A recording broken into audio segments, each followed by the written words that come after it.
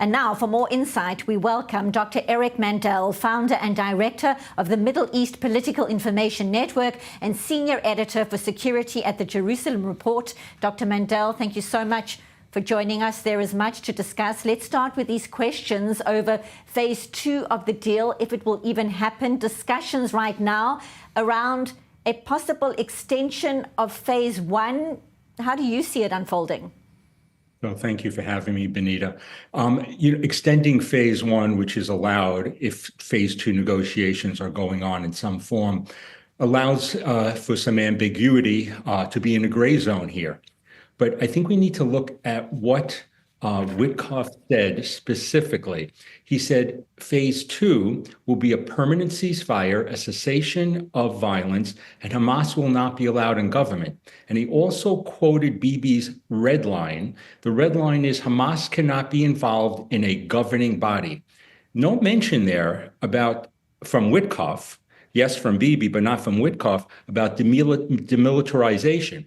If Hamas would love the idea of not having to run the day-to-day and can, in the background over time, they're very patient, have strategic patience, build up again. So the question is, would Israel allow this to occur in order to get the hostages out? Also, what does President Trump want? President Trump wants some victory here. If it's not going to be a permanent ceasefire, the next thing would be to get the one living American hostage out, Eden Alexander. And Hamas is smart. They know they can manipulate my country, and they could play it to release him, and that would actually give Trump some type of victory. So there's lots of games being played here, psychological terror. But I tell you something, I think that after the Bibis episode, what's come out, I think the idea of allowing Hamas to be a governing body there, not be a governing body, but somehow hides in the background, is counter to American interests and certainly against Israeli national security interests. Well, that brings me to my next question. When one looks at this evil manipulation, the propaganda videos, these grotesque ceremonies around coffins of babies, sending back the wrong body in a coffin, a Gazan woman instead of Shiri Bibas. There's so much outrage here. How is it being perceived or even received abroad? What is your sense? Well, to President Trump's credit, he, instead of, as we saw in the previous administration, kind of playing some ambiguity about these type of incidents, he's been very clear. He's been personally, and I understand from people in the administration, feels these personal hurts that Israel is feeling. And saying what he has said, whether it's the statements, whether exaggerated or not, about Gaza and the Palestinians have to leave, he is much stronger about it, and the threat of it does scare, because of his unpredictability, does scare Hamas into things. So I think in the United States, getting back to your question, I think most people who are for Israel or borderline and maybe not that interested and can see these images of the Bibas children, it leads to more sympathy. But as we know, after October 7th, how quickly the world, even in the United States, changed from Israel being the victim to Israel being a perpetrator of the victimhood type of narrative that is played in the world. So even with the Bibas, even if it lasts, and it should last in Israel for the citizens, I'm not sure the legs that it will have here in the United States. And talking about the US president's suggestions, when one looks at that voluntary relocation plan for Gazans to go to other countries for a better life, as he put it, Arab nations said to be discussing their own counter plan as such. What do you make of it? What is your sense of what the Muslim world could be offering right now? So the Arab League is going to meet in the first week of March. Ramadan is coming.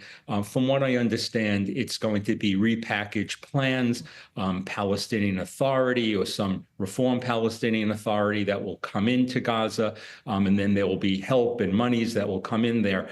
But the truth of the matter is, unless Hamas is gone, The Gaza Strip is demilitarized, that Israel can prevent the flow of weapons back in through the Philadelphia corridor. Even if you have foreign troops that are there with a Palestinian Authority, it's not going to work. Palestinian Authority just had an operation in Jenin for 6 weeks, and they totally failed. Israel had to go in and is going in and cleaning it up. Once Arab countries' soldiers who are in Gaza start coming home in body bags, whether from the UAE or Saudi Arabia, their citizens are going to pressure them to leave. And again, Hamas wants to wait this all out. As far as where to put the Palestinians that are in Gaza, Steve Witkoff has said it's going to take 15 to 20 years to rebuild and reconstruct Gaza. And that's true because of the demolition and still the underground tunnels that are throughout the region. I think that the president and Bibi should be coordinating now of what to do. I think a minimum step or a compromise is to get the Palestinian civilians out of the north. I think it was a major mistake allowing to go north of the Netzarim crossing, because those are the areas that they will reconstruct first, being Hamas, and those are close to the vast majority of kibbutzim along the Gazan envelope. And so that area has to be cleaned of Hamas 100%. It cannot be done when Gazan civilians are there, and the Gazan civilians are either complicit or intimidated.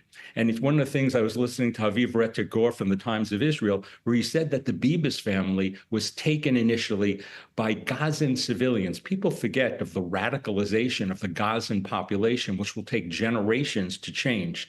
So it's not just Hamas. Hamas has many layers and concentric circles. So again, cleaning out an area. Where do you put them? The Egyptians don't want them. That's the one that makes the most sense. We should not push the Jordanians. Jordan will fall. And I'll tell you, if you send Palestinians around the world, you'll see what happens in the radicalization. No country really wants to have Palestinians there. They saw what they did to Jordan in the 1970s with Black September. You saw what they did to Lebanon in the 80s. You saw what they did in supporting Saddam Hussein in the first Gulf War when he invaded Kuwait.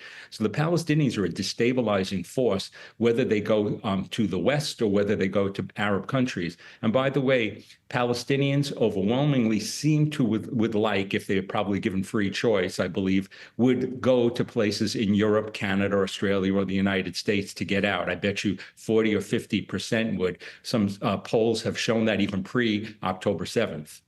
Well, certainly will be interesting to see who opens its doors, for want of a better expression, and how it all unfolds. Fascinating times indeed. Many questions remain. Dr. Eric Mandel, we appreciate your insights as always, the founder and director of the Middle East Political Information Network. Thank you very much for being with us on I-24 News. My pleasure.